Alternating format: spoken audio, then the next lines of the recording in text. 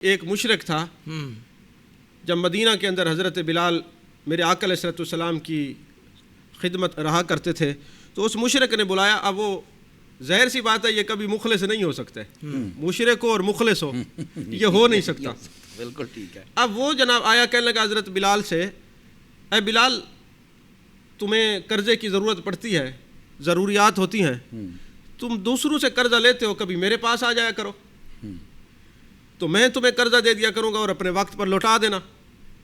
اب حضرت بلال رضی اللہ تعالیٰ عنہ جان کائنات، جان عالم، مصطفیٰ جان رحمت صلی اللہ علیہ وسلم کی بارگاہ میں عرض کرتے ہیں، حضور فلاں جو مشرک ہے اس نے یہ کہا ہے، آپ نے فرمایا یہ کبھی دوست نہیں ہو سکتے، حضور مجھے اجازت دیں کیونکہ اس نے کہا ہے، اور میں چلے دیکھ لیں۔ تو حضرت بلال رضی اللہ تعالیٰ عنہ ان کے پاس چلے گئے، اس مشرک کے پاس، کچھ قرض لے لیا اور میرے آقا علیہ السلام کی حکم اور مرضی کے مطابق، جیسے آپ فرما رہے تھے کہ تمام خزانوں کی تقسیم آپ کرتے تھے، خازن تھے۔ اب ہوا یہ کہ حضرت بلال رضی اللہ تعالیٰ عنہ نے وہ قرضہ لے لیا۔ ایک دن ایسا ہوا کہ حضرت بلال اذان دے کے فارغ ہوئے، کسی جگہ پر کھڑے ہوئے تھے، تو وہ مشرک وہاں سے گزرا اپنی جماعت کے ساتھ۔ جب وہ گزرا نا، اب بعض کہتے ہیں کہ وہ یہودی تھا، پر ابو داؤد شریف کی حدیث پاک ہے وہ مشرک تھا۔ یہودی اور ہوتے ہیں، ان کے احکامات اور ہیں، مشرک اور ہیں۔ صحیح۔ تو اب ہوا یہ کہ جناب وہ مشرک نے تانے دینا شروع کر دیے، او بلال، او حبشی، سن میری بات، وہ جو تو قرض لے گیا تھا 4 دن باقی رہتے ہیں، اگر تو نے وہ قرضہ واپس نہ کیا تو اس قرض کے عوض میں تجھے پھر دوبارہ اپنا غلام بنا لوں گا اور تم سے بکریاں چرواؤں گا۔ کیونکہ مشرکین کو یہ بات ہضم نہیں ہو رہی تھی کہ جب غلام ہو اور نبی کی غلامی میں آ جائے تو وہ امامت پر آ جاتا ہے۔ جو غلام ہوتا ہے صدق دل سے میں جان کائنات صلی اللہ علیہ وسلم کا، وہی تو امام ہوتا ہے، بے شک۔ وہ امام المؤذنین ہو یا کسی مصلی کا امام ہو۔ ہم جن کو امام مانتے ہیں میرے آقا علیہ السلام کی محبت اور عشق کی وجہ سے مانتے ہیں۔ جو جتنا میرے آقا علیہ السلام کا وفادار ہوگا، جتنا نبی پاک صلی اللہ علیہ وسلم کی غلامی میں غرق ہو کر سچا غلام ہوگا، وہی تو ہمارا امام ہوتا ہے۔ سبحان اللہ، سبحان تو اللہ۔ حضور والا جب آپ نے یہ بات سنی نا، آپ کے دل کے اوپر بڑی گراں گزری، اور رات کو نا نماز پڑھنے کے بعد جان کائنات، جان عالم، مصطفیٰ جان رحمت صلی اللہ علیہ وسلم کی خدمت میں جاتے ہیں اور جا کے عرض کرتے ہیں، یا رسول اللہ صلی اللہ علیہ وسلم، وہ مشرک آپ کی بات سچی نکلی ہے، آپ جو فرماتے سچ ہے، آج اس نے اس طرح تانے دیے ہیں اور مجھے کہا ہے میں تو غلام بنا لوں گا اور تم سے بکریاں چرواؤں گا۔ اللہ تو حضور میری ایک رائے یہ ہے کہ جو قبیلے مسلمان ہوئے ہیں، آپ اجازت دیں میں ان کے پاس جاؤں اور جا کے ان کو کہوں کہ قرضہ اتارنا ہے، تو سب سے میں جا کے نا چیزیں لے آؤں، چندہ لے آؤں۔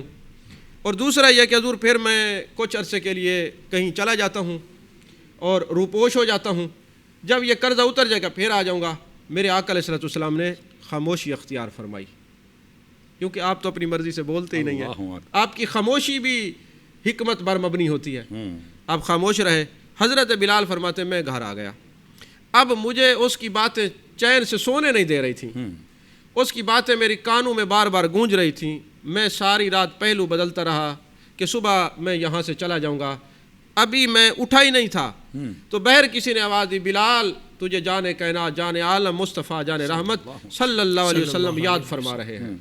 حضرت بلال فرماتے جب میں پہنچا جان کائنات کے در دولت پر، والضحیٰ کے چہرے والے نبی کے گھر پر پہنچا، واللیل کی زلفوں والے محبوب کے گھر پر پہنچا، سبحان اللہ، ما زغ البصر وما طغیٰ کے کاجل والی آنکھوں والے محبوب کے سامنے پہنچا، تو میں نے کیا دیکھا؟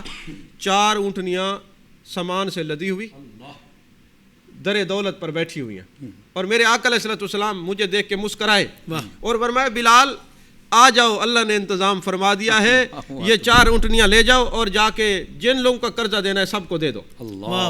تو حضرت بلال کہتے ہیں میں بڑا خوش ہوا اور میں نے پھر کانوں میں انگلیاں ڈالی اور اعلان کیا، لوگوں جس نے قرضہ لینا ہے آ جاؤ، آ جاؤ، در رسول پر نعمتیں بٹ رہی ہیں اور جس نے قرضہ لینا ہے لے لو۔ تو میرے آقا علیہ السلام کے حکم پر حضرت بلال نے جو قرض والے تھے ان کو قرضہ دیا اور جو ضرورت مند تھے ان کی ضرورتیں پوری کی، پھر کچھ سامان بچ گیا۔ تو میرے آقا علیہ السلام مسجد نبی شریف میں جلوہ گر رہے۔ حضرت بلال فرماتے میں آپ کی خدمت میں حاضر ہوا، جان کائنات، جان عالم، مصطفیٰ جان رحمت صلی اللہ علیہ وسلم نے ارشاد فرمایا، بلال کچھ بچا تو نہیں؟ میں نے کہا حضور تھوڑا سا سامان بچ گیا ہے. فرمایا اور پتہ کرو کوئی ضرورت مند ہے تو تقسیم کر دو. اللہ اکبر اللہ اکبر. کیونکہ جب تک یہ تقسیم نہیں ہوگا میں اپنے گھر میں تشریف نہیں لے کے جاؤں گا. اللہ سبحان اللہ سبحان اللہ. اور حضرت بلال رضی اللہ تعالیٰ عنہ سے کسی نے پوچھا محبوب نے ایسا کیوں کیا؟ تو انہوں نے جواب دیا اس لیے کہ میرے آقا علیہ الصلوۃ والسلام فرماتے ہیں اگر میں اللہ کی بارگاہ میں حاضر ہو جاؤں تو میرے پاس بچا ہوا کچھ نہ ہو، سب اللہ کی راہ میں خرچ ہو چکا ہو. کیا بات ہے کیا اب سبحان جو تصوف کے پہلے عظیم صوفی ہیں تو میرے آقا علیہ الصلوۃ والسلام کے صاحب ہیں، صاحب صوفہ ہیں. انہوں نے تعلیم ہی یہی لیا ہے کہ کل کے لیے بچا کے کچھ نہیں رکھنا. واہ سبحان اللہ. یہ ناداری نہیں، یہ فضل باری ہے.